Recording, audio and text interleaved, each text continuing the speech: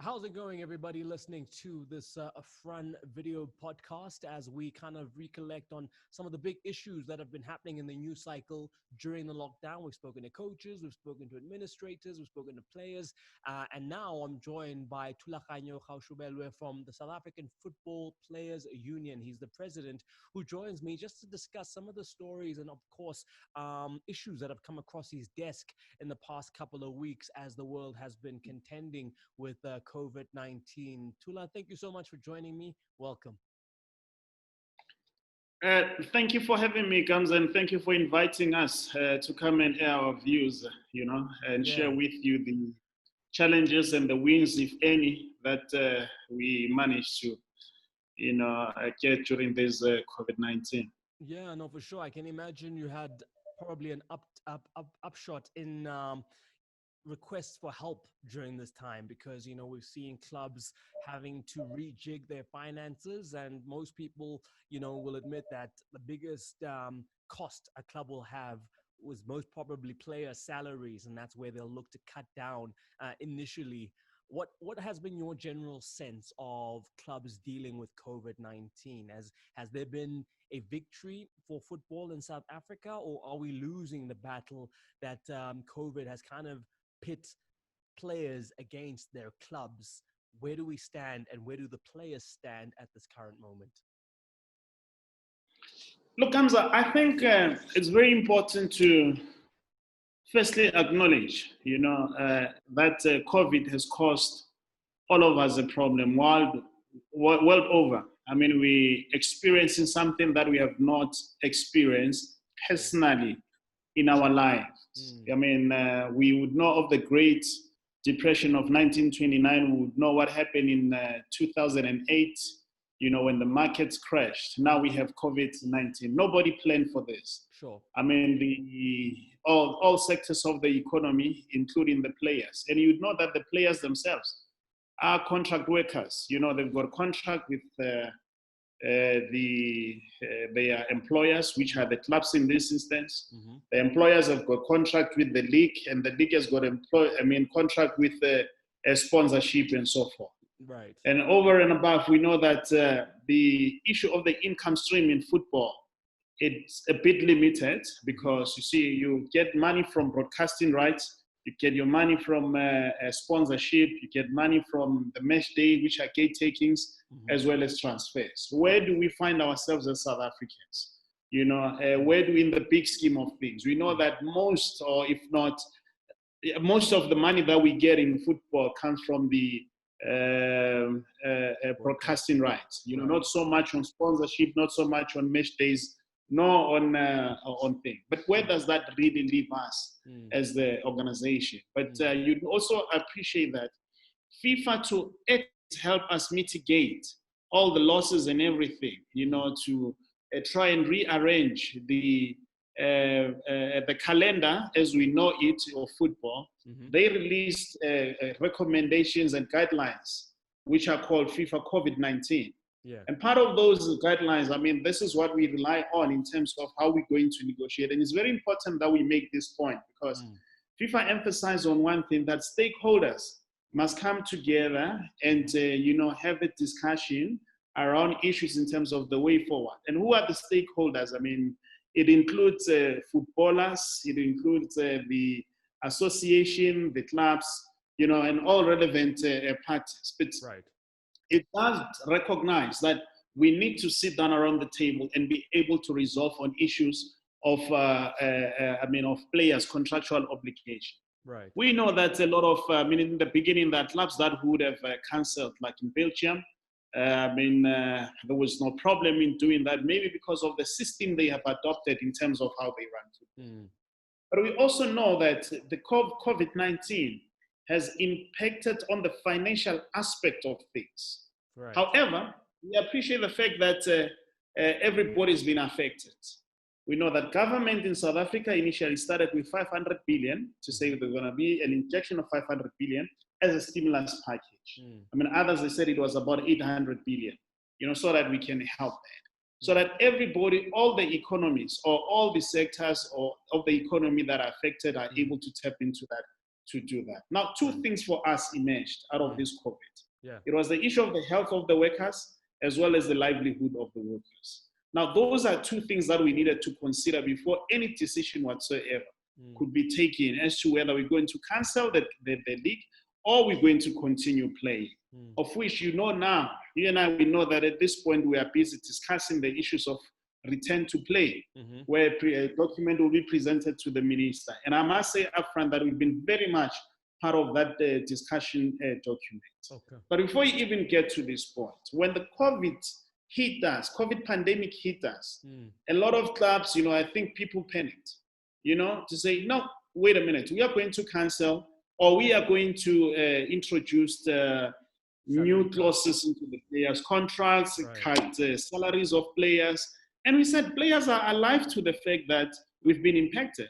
But it cannot be a unilateral decision. Sure. When you look at the Basic Condition Employment Act itself, it says the employer may not deduct a player's salary without the player's consent or employee consent. In this case, it's the players. So what needs to happen? If there's going to be any such a deduction, it must be in writing. Sure. We agreed to say this is what we need to do.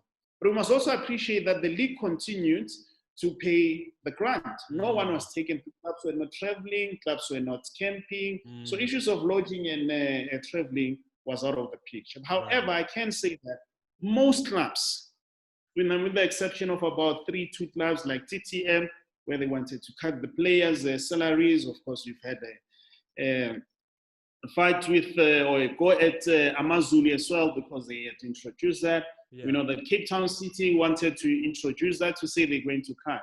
Yeah. But our issue was very simple to say, look, you can't be cutting players' salaries, and more so that you are doing it 2 days into the month. I mean, into the last day of the month. You can't do that. You need to sit down with the players and have a discussion. So those are some of the issues that we had a problem with, where clubs would just want to unilaterally change. And by extension, doing that, it would then mean that players' contracts would have been amended without them knowing that they have been amended. Because one of the things that we had said, Kamsa, was that as much as we understand, but let's sit around the table. If you deduct 20%, by the way, in the law, you may not deduct even over 25%, but we've seen clubs deducting 25, 30%, like your Real Kings and so forth, which is absurd, to say the least. Right. But what you then need to do is to say, when you deal with these issues of the deductions, when you deduct 30% of my salary, what are you saying? Am I going to get it at a later stage? Or what? Because we can talk about deferring those deductions until such a time that the clubs are, back on their feet again.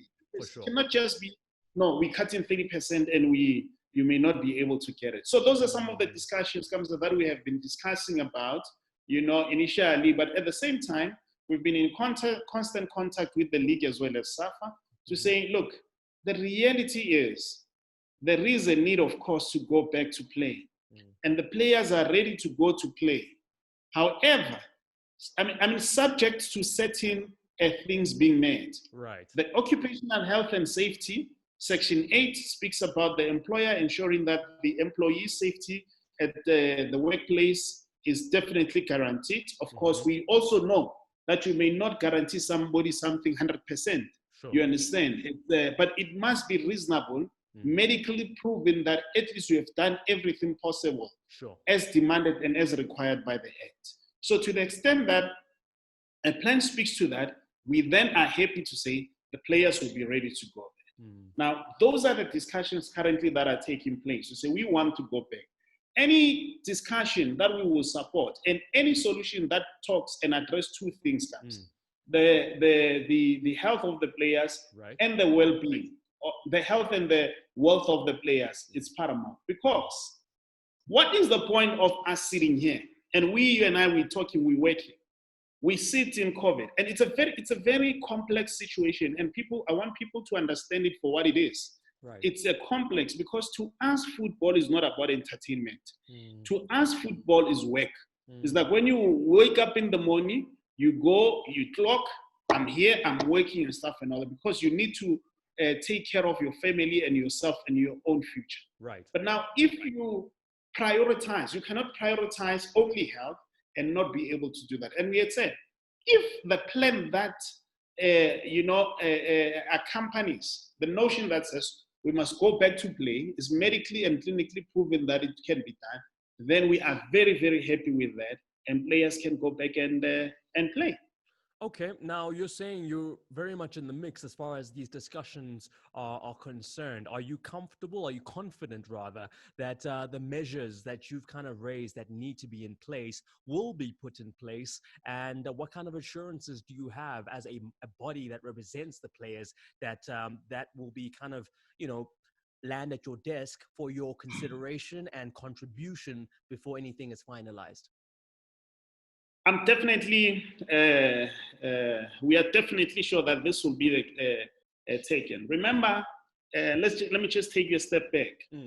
On the 18th of March, I think the NOB, the BOG of the league met to deliberate on whether to continue with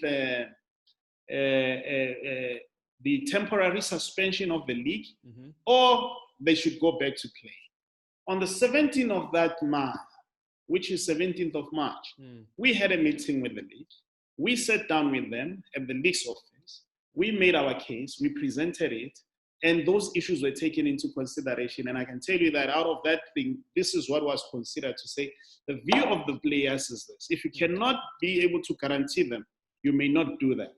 And it's our humble submission that our views were taken into consideration at that point. But you also know that things are much better now because we've entered into the CBA with the league, collective bargaining agreement, something that would not happen previously, where we would be consulted on issues that affect us directly. But this time around, we've been affected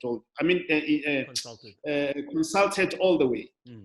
Now, coming to your question, we have been in constant communication and meetings with both the league as well as SAFPU. With regards to the issues of return to play.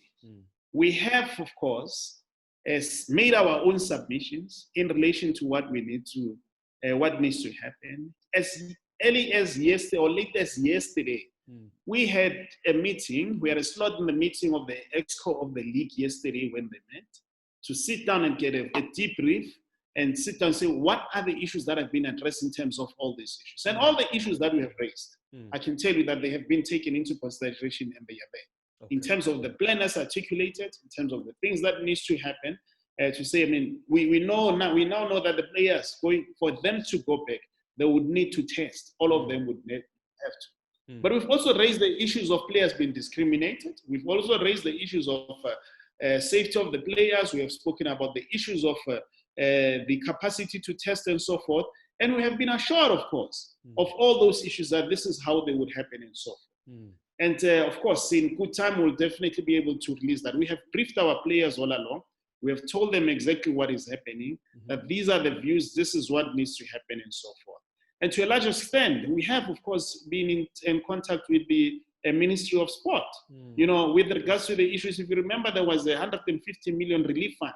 So how do we then get into that space as the football authority? So yes, SAFPU has always been there. SAFPU, it is there. We are in thick of things, and we are very happy and confident to say, Gamza, that our views, the views of the players, have been considered in this particular regard. And hence we are saying, the only thing that would make sense to us is the one that talks about the issues of health of the players as well as the livelihood of the players, because that's paramount. It's a given. If you're not going to look at it, the contracts are coming to an end now in June. All right? What happens to a player whose contract is coming to an end in June? If we are not going to have a plan that talks to that, then there's a problem, because all we know is that we might sit with a situation where players might only play in 4 or 5 months' time. What does that mean to their own livelihood? Are the banks going to say, we understand, don't pay us for the next coming 5 months? Very soon they will be repossessing all those things. Very soon the cars will be gone. Now we're going to start from minus something when we all together. And for us to do that, or for them to have cancellation of the games, which we are not for, is that you would then need government to put some stimulus package in football to get the sector which is already affected by the absence or lack of sponsorship, where we know that the sponsorship in football is not the best, where all the stakeholders, whether it's a monopoly capital, they prefer to inject their cash in the previously advantaged sport. Sure. And any other thing, we get all the crumbs and so forth. So we need to protect the industry, but mostly we need to protect the players, to say this is the players. So the plan that we're having is a plan that begins to say, even if we are to go back to level 5 or level what, if we have the players at one place. Remember, the purpose of the whole exercise when government started and took us to lockdown was to flatten the curve. But how do you do that? Part of it is to be able to monitor those that are infected, to be able to trace them. Now, what a better way of doing it? If you have everybody and you know where you can find them, if you find that somebody has been, then you'll be able to deal with it. But we must also not perpetuate stereotype kind of thinking that begins to say players would be the peddlers of the COVID and so forth. No, for sure. I hear you. In terms of the package that you're looking to kind of come back under, does that include and everything goes back to normal type of mandate? And by that, I mean that once the submission is made and you get the go-ahead to kind of resume, does that mean that you as a union have asked for resumption to come back with things at what they were before the lockdown? So salaries, for instance, obviously that's a big thing, for things to continue in a way that helps to support the players. Or do you worry that there may be some conditions that allow the league to get back on its feet, giving it time to kind of get back to a place where the clubs are financially secure? What's your thinking on that? Are you saying to them, listen, your obligations to the players remain, that when we resume, everything must be as is? Or do you sympathize with the fact that things might take a while to get back to normal? Look, before COVID, nobody spoke about, if we spoke about force majeure, we would talk about it in passing. But nobody thought that you need to have a certain clause in your contract.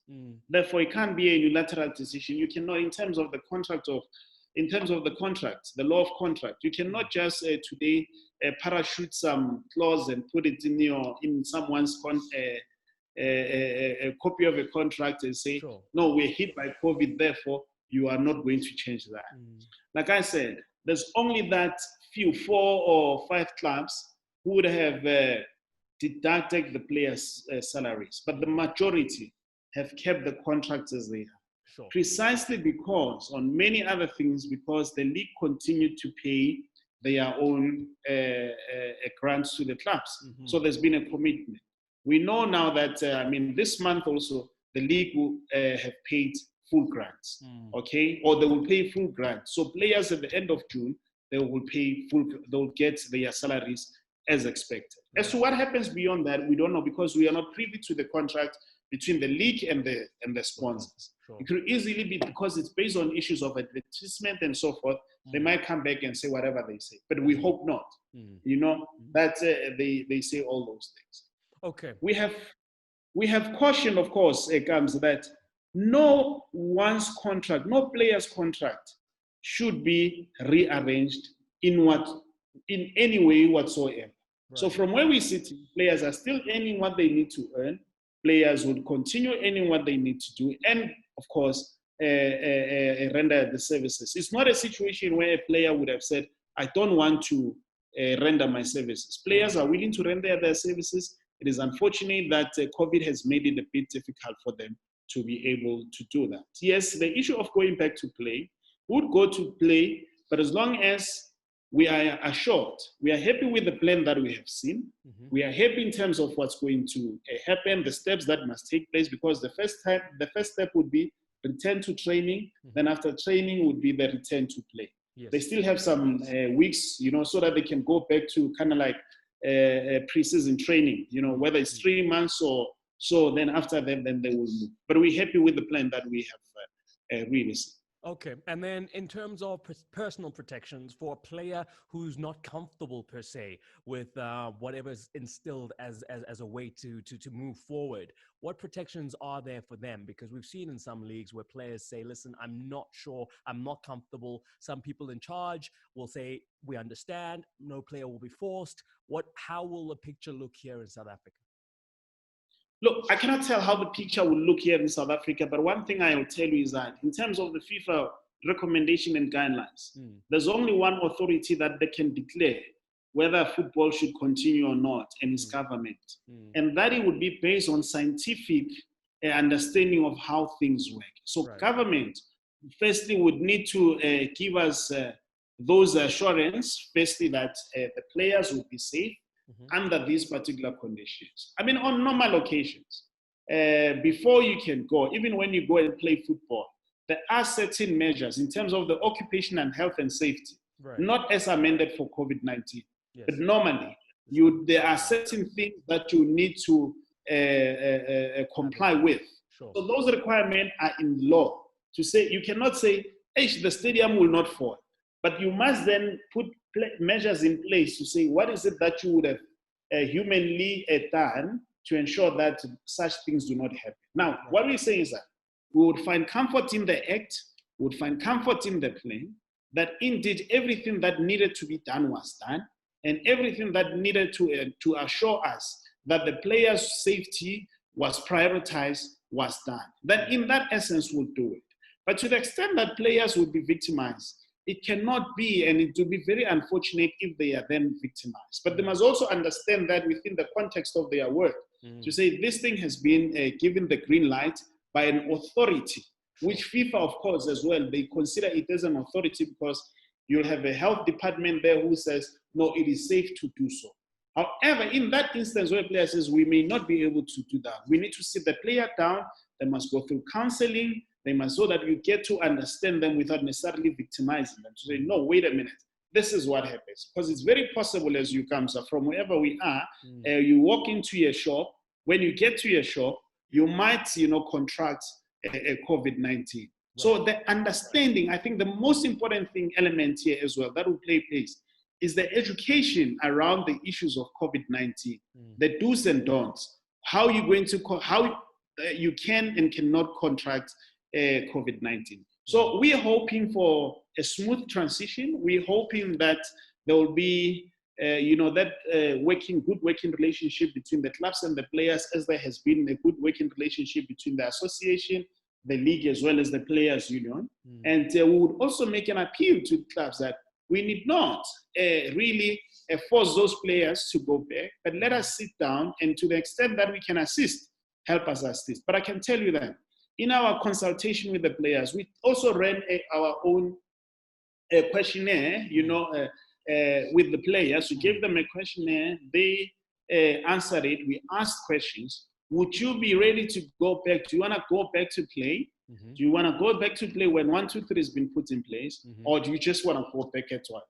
And I can tell you the players said, we are more than ready and willing to go play as long as certain things are met, and these are the issues that we've done. Because we understand that we are in a new normal.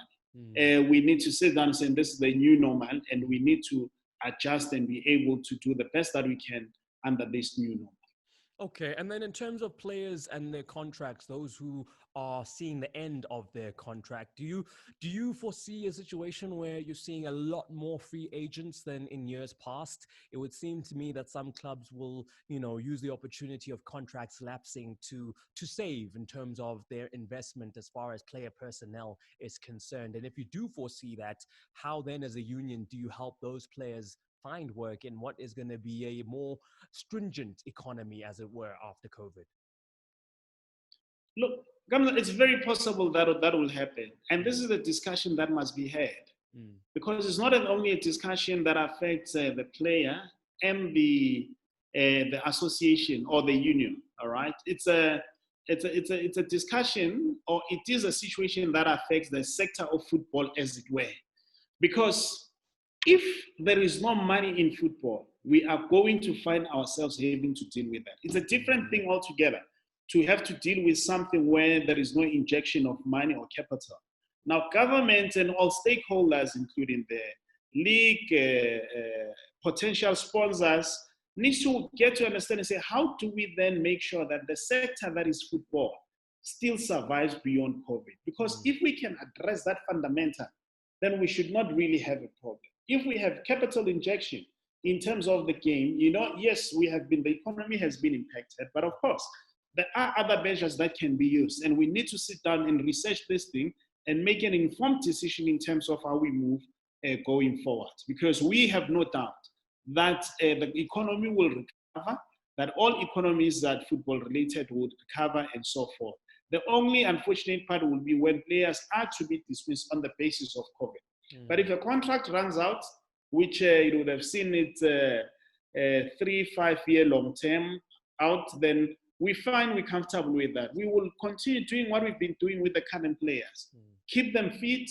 We try and organize the games where possible and ensure that by the time they get a call-up or they get something, they are then able to go and play football. But we also encourage them, over the years we have, to say, study and prepare for days like this. And it gives the others an opportunity to further their own careers.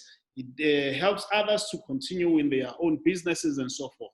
So it must not only be the thinking, and it has not always been, because the union has always thought, to say, this is what we need to do to secure the future of the players. Now, the COVID only makes us understand even better the position that the union has always been trying to push to the players to say what is it that they need to do. But we'll continue doing our best. We'll continue being there for the players. We'll give them the necessary advice that they need. We will see where we link them. Those that can do, that they can work in an office space, those that they can do a bit here, we'll see how really we can work together to empower them. And lastly, I mean, before I let you go, a happy belated birthday to the union for the past 23 years. I can imagine that this past month or so has probably been amongst the most challenging of times for the union. Lessons learned and your vision now moving forward out of this situation, and of course, preparing yourself for whatever football looks like after. Mine, it's very simple. We want to ensure that in going into the future, I mean, these are the lessons that I've seen. I've been with the organization for the longest of time. And I think the issue of education needs to be central, in the lives of the players. And education, I don't mean that they must go get all the degrees in the world, but they need to understand their space better. They need to understand what is it that is required for them to lead in this space that we are in. We've been preaching to say footballers must take over, we must do this and that. But if tomorrow those who are currently running the league or running football in our country say, come and take over, the question is, who is ready to fill up those shoes? Skills, So for me, the legacy that we can leave is a legacy that says we have developed at least a minimum of about 20 capable players that we think at any given time can be able to engage and deal with the issues that affect the day-to-day running of the players. We have done such that the workforce that's coming tomorrow, it's able to sit down and say, we are not happy with the kind of contracts that you are giving us. We'll be happy when a player comes and say, but you said to me you are going to give me a contract. You said after 3 months, you'll give me a first team contract. I have not received that. So that the players are not afraid to address their issues. I'll be very happy when to see a workforce that begins to say, Kamza, no, enough is enough. We think this is how much we are worth, without necessarily them saying we cannot. And those who want to sit around the table to be part and parcel of the discussions that we are going to have. If we can have that kind of workforce, we would have achieved much. Because if you teach them that, then you don't have to worry about the decisions that they are going to make in life about, that concerns the financial aspects of their lives. Right. Because they know better, they understand that this is a very short career, but also importantly to say, we are part of this. Everybody, I mean, you can look at the people who garbage collectors. When there are negotiations, they are there. Whether any sector, they are there. And it's about time the players themselves are able to do that. We have done everything that we possibly can, but going forward, we need to change the mindset of the players and them understanding also and appreciating that they are professionals, and these are the things that what things ought to be done for them to remain in the game for the longest of time. Thulaganyo Gaoshubelwe, thank you so much. That's the president of the South African Football Players Union giving his thoughts on the current situation. Really appreciate your efforts and your wisdom here on Front Runner Football. Kamza, thank you so much for giving us the opportunity. You know, we would not be able to share all this without you giving us. And we really appreciate. To us, this is the support that we need. And we will avail ourselves anytime you want to hear whatever from this organization. Thank you very much for ventilating this time. We'll definitely keep close ties. You guys are always a paragon of wisdom that we like to tap into. So thank you once again, sir, and all the best to you, the union, and the players. All the best. Thank you so much, my brother.